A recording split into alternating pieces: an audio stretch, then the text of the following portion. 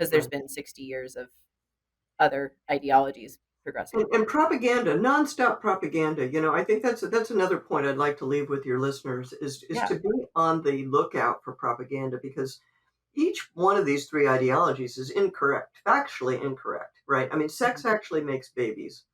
I hope I don't have to explain that to your followers, right? One time I said that in a debate, Colleen. I said that seriously. I said sex makes babies, and my debate opponent said, "No, it doesn't." Oh, really? What do you mean? And she said, "Unprotected sex makes babies." Oh, That's how they think. See, that's how yeah. they think. But anyway, um, if you try to build society around the idea that sex makes babies, reality will support you in this, right? Because the connection is going to become obvious. And same with men and women being different, same with kids needing their parents. Reality is going to reinforce that.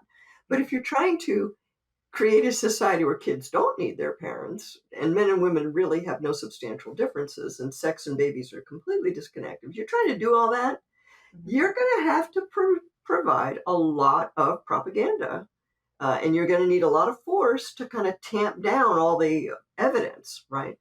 And so I would tell people, listen, you guys, just be on the lookout for instances where somebody is manipulating you, where somebody's either diverting your attention from something important, right, or trying to normalize something that's not normal, right? So you see these human interest stories about women who've decided to be childless.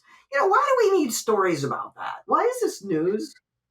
Yeah. Right? I mean, they've been talking like that. That's a socially acceptable choice, has been for decades. Why does anyone need to talk about that? It's propaganda. It's to there might be somebody waking up someday thinking that they want to get married and have kids. We got to do something about that. It's crazy. They're just working against nature. And so they do a lot of Exactly. propaganda to try to turn that natural train around. Exactly. And that also, Colleen, that's the marker of a totalitarian ideology.